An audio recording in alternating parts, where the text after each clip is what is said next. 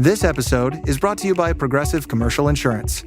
Business owners, meet Progressive Insurance. They make it easy to get discounts on commercial auto insurance and find coverages to grow with your business. Quote in as little as 6 minutes at progressivecommercial.com. Progressive Casualty Insurance Company. Coverage provided and serviced by affiliated and third-party insurers. Discounts and coverage selections not available in all states or situations.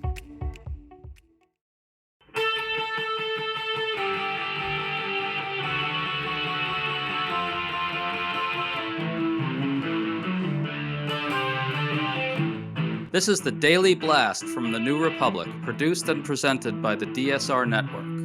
I'm your host, Greg Sargent.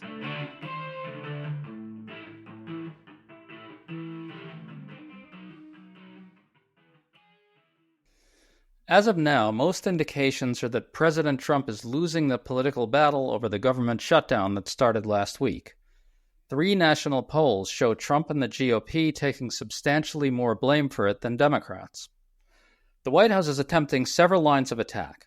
1, that Democrats are shutting down the government to deliver health care to undocumented immigrants, which is a lie.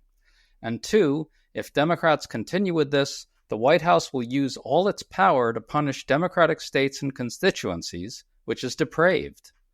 At a media briefing, Press Secretary Caroline Leavitt lost her temper precisely because she was questioned about both of those. All of this goes completely counter to what our wisest pundits predicted. Why is it happening? We're puzzling through all of this today with Salon's Amanda Marcotte, who's always good at skewering MAGA.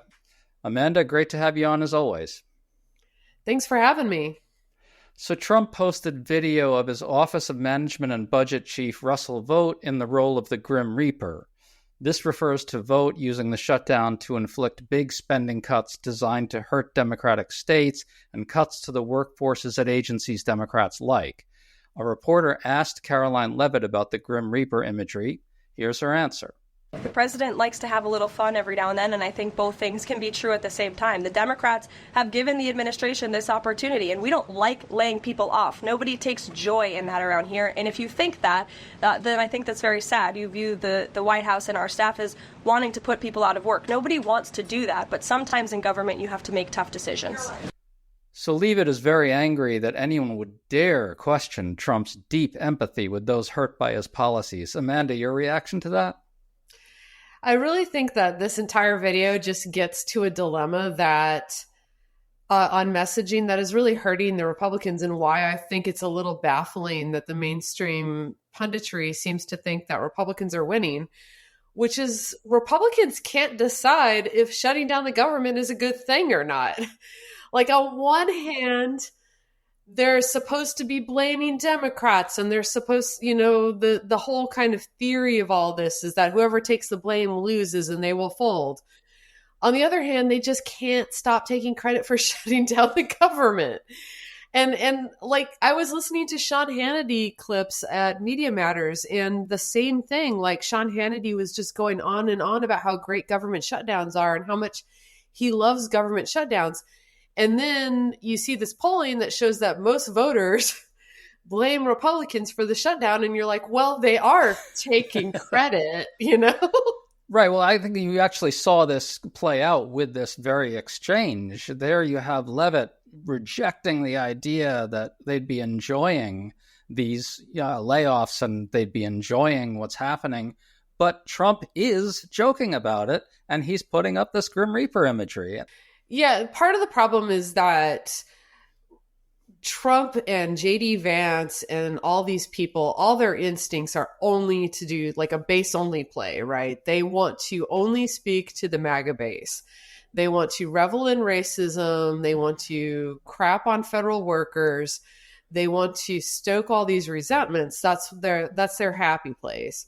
But they can't succeed politically without getting another 10 to 15% of Americans to back their agenda who are more fools as opposed to fully on board. I call them the price of eggs voters, the people that bought Trump's shtick that, oh yeah, he may be crass, he may even be a little racist, but he's a businessman who will get things done. And they need those people to think that Trump is working for them. And they can't get there because all they're doing is signaling that he cannot wait to screw them over. Yeah, those are not voters that are going to like the Grim Reaper video very much. Yeah, no, my partner was making a really funny joke the other day. He was like, about how Trump keeps calling all these federal agencies Democrat agencies. And he was like, I think that they should lean into spreading the Democrat Veterans Affairs, Democrat Medicaid, the Democrat Yellowstone Park. I like the sound of that. I think it's great. Well, let's listen to another exchange with Levitt. Trump and Republicans have been falsely claiming that Democrats are shutting down the government to provide free health care to undocumented immigrants. A reporter quite properly pointed out to Levitt that this is bullshit. Listen to this. At the top of the briefing, you made a statement about that the Democrats are interested in giving health care to illegal immigrants. Yes, they are. U.S. law already prohibits that. It's a 1996 law saying that they cannot give unauthorized immigrants any federally subsidized health care coverage through Medicaid, the Affordable Care Act, or the Children's Health Insurance Program. There seems to be a disconnect in the messaging. Are you denying that Medicaid money has never gone to illegal aliens in the United States of America? I'm not denying anything. I'm asking you if you can explain the disconnect in the messaging. I most certainly can. So after snapping at that reporter, Levitt didn't actually go on to explain why she was wrong because the reporter was right. And Levitt seemed to botch the Medicaid formulation there a bit.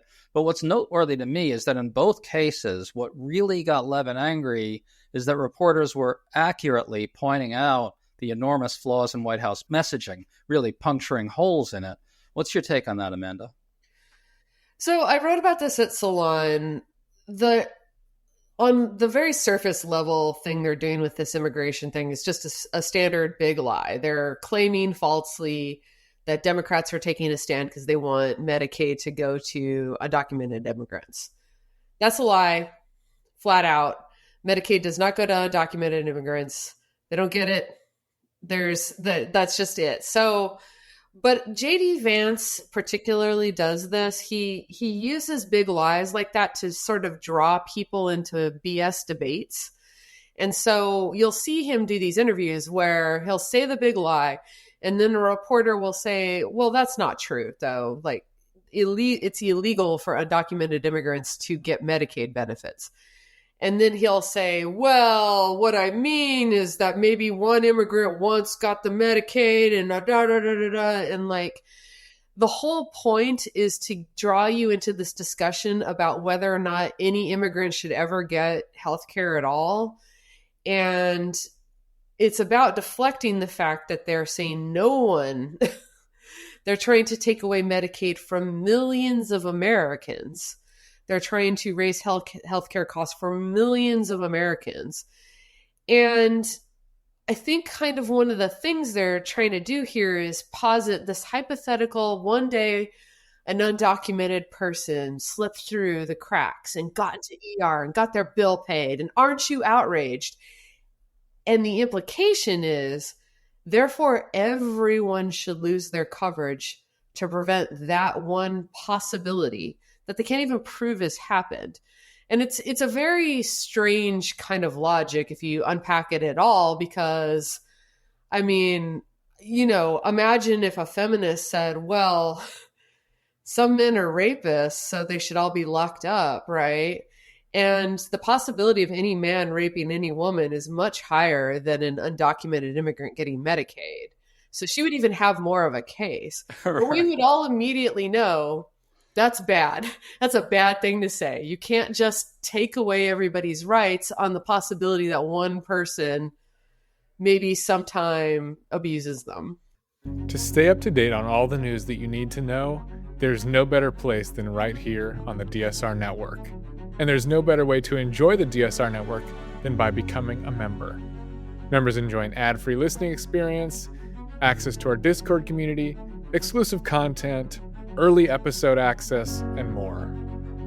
Use code DSR2025 for a 25% off discount on sign up at thedsrnetwork.com/buy. That's code DSR2025 at thedsrnetwork.com/buy. Thank you and enjoy the show.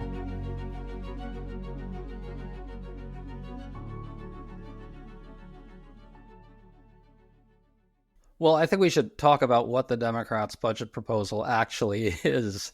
It seeks to extend the Obamacare subsidies, which are about to expire, and it rolls back the Medicaid cuts in the big, ugly bill that Trump passed.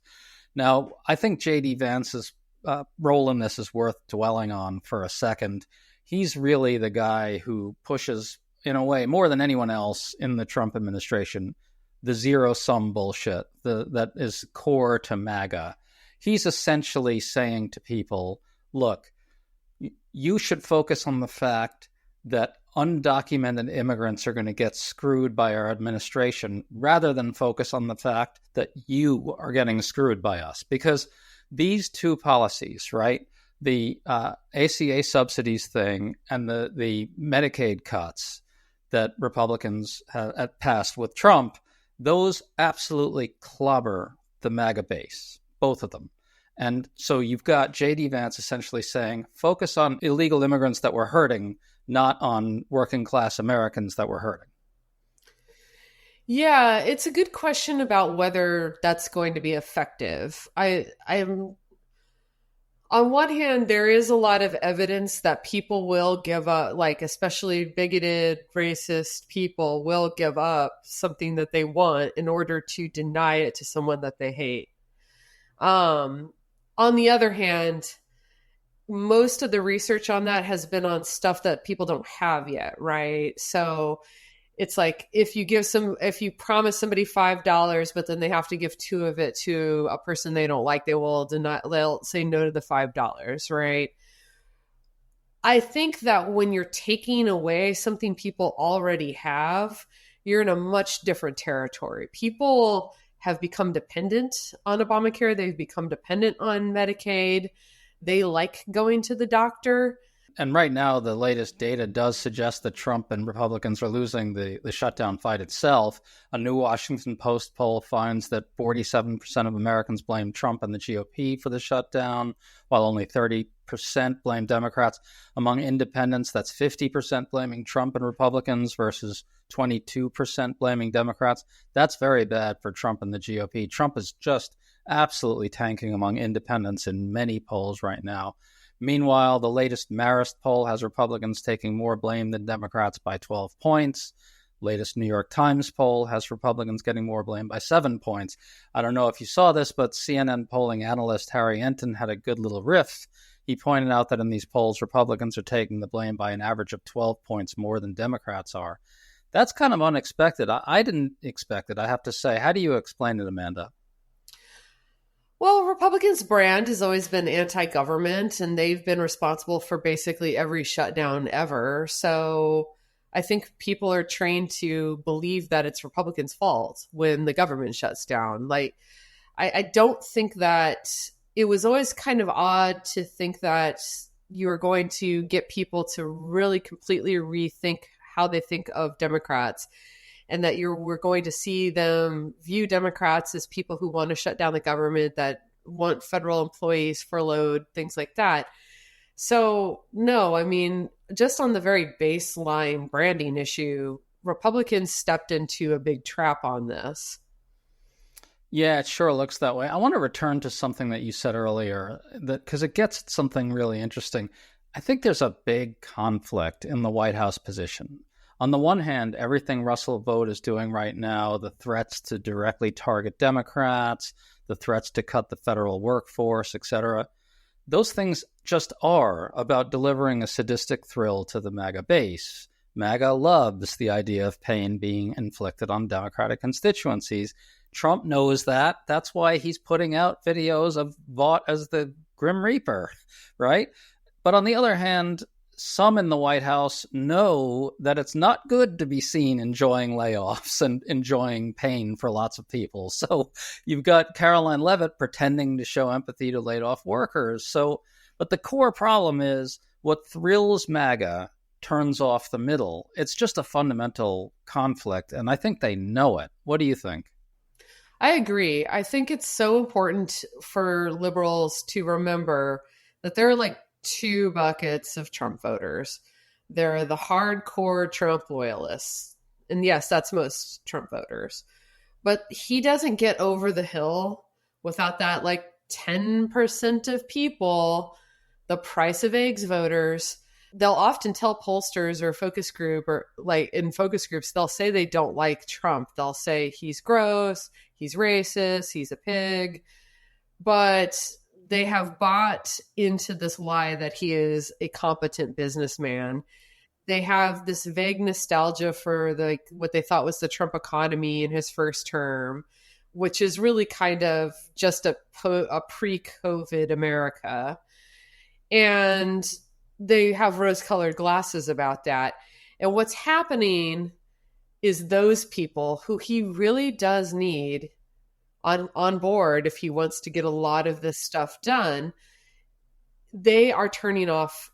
They're turning against him pretty quickly. And we see that when you break down the polling. Young voters, a lot of them who were like actual children when Trump was president the first time, and so were easy to sort of fool into voting for him. Latino voters who bought this notion that his racism was a joke. Latino men. Yeah. Not the women. Yeah, during the campaign, there was a lot of pressure to say, oh, yeah, he makes these racist jokes about Latinos, but it's a joke. He doesn't actually hate you. And now we're seeing ICE just going after anybody who speaks Spanish or is perceived to be Latino. And that's turning people off. And then, of course, the big 800-pound gorilla in the room, which is everything Trump is doing is about increasing costs on ordinary working people who are already legitimately feeling the squeeze. Yeah, I think you're getting at what I think is a real problem in the Trump coalition, kind of in a very broad sense, right? So if you think of the Trump coalition as being MAGA plus all these voters who kind of have passing familiarity with Trump because he penetrated deep into the culture for many, many years. He builds big buildings. He's a rich guy, right? He must be doing something right, that kind of thing. Once he gets in and governs, everything that they do, everything that MAGA governance does is tailor-made to splitting that coalition. Like that second bucket of voters who understands Trump as kind of a can-do, snap his fingers businessman type. They hate the anti-vax stuff. They hate the deportations. They hate the tariffs because they're getting screwed by them. And they're not ideologues about globalization or anything like that. And then same with the healthcare stuff. So you see what I'm saying? The MAGA coalition is almost guaranteed to fracture once these lunatics actually start governing, I think. I feel like we've seen this movie before. The first Trump term, he got elected in 2016, because all these people just thought he was the guy from The Apprentice. They thought he was like this great businessman. They were willing to overlook the racism and the sexual predation because they thought he would be doing great things for the economy. And then what is the very first thing he tries to do in office? Take away people's health care. And he didn't even succeed at that because of John McCain.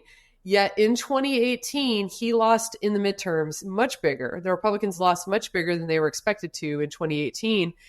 And all the data shows that it was because of the attack on healthcare in particular. I mean, it was also that Trump sort of showed who he was and people learned more about him. But I do think that the threat to healthcare, people took it very seriously. And now Trump 2, like all sequels, is the same story, but bigger, louder, and with more explosions. Layer on all the fascism as well. He's getting much more of what he wants with the mass deportations. He's got tens of billions of extra dollars to play with to terrorize immigrant communities and unleash law enforcement in cities and so forth. So you've got almost like the first term dynamic that you're talking about, but supercharged. Yeah, and I really don't want to underestimate that. I think the reason that healthcare is such a predominant issue is because, unfortunately, I do think you can get a lot of people to accede to authoritarianism if they don't think they personally are going to be affected. But make no mistake, people do not like ICE. People do not like the immigration raids. If you go out to any community and people are talking about it, it's upsetting people.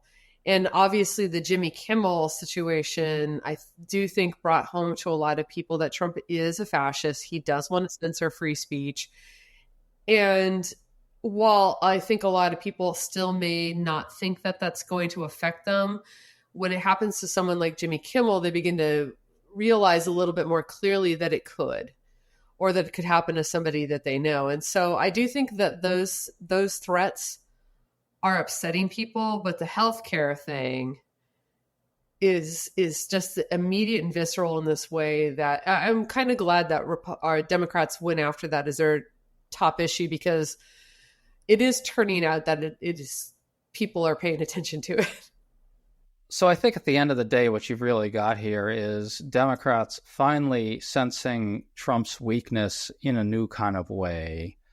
They didn't seem to want to go into this shutdown fight this time, and they certainly didn't want to last time, but they kind of got forced into it by their base this time. And it seems to me that they are figuring out that it feels kind of good to put Trump on the defensive. What do you think? It seems like Democrats understand that Trump is not a strong figure right now in a way that they just haven't previously. I certainly hope so.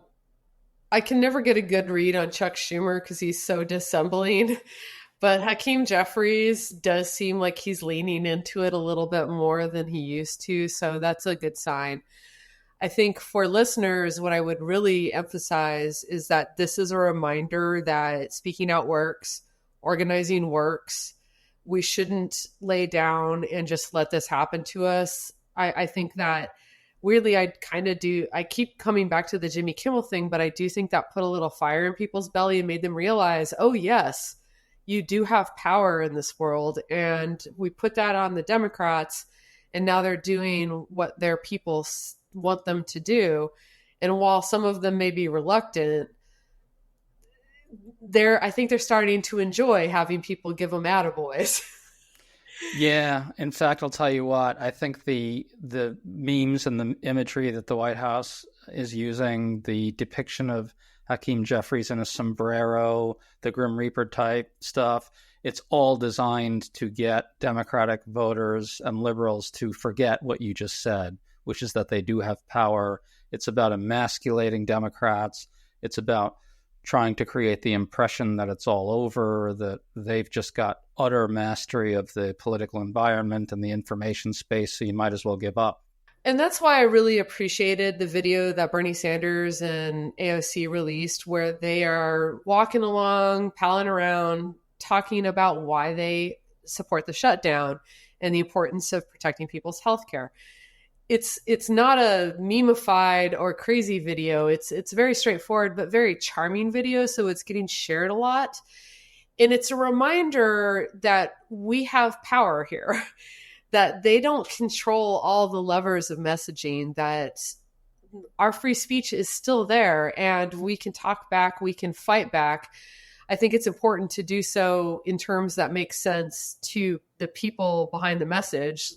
We shouldn't be doing gross AI videos that doesn't resonate with the people that, Democrats are trying to speak with. But I do think it's important to recognize there's power here, there's leverage here, and, just kind of keep going forward, because one of the reasons I supported the shutdown to begin with was not that I thought it would necessarily work. I don't know what that means.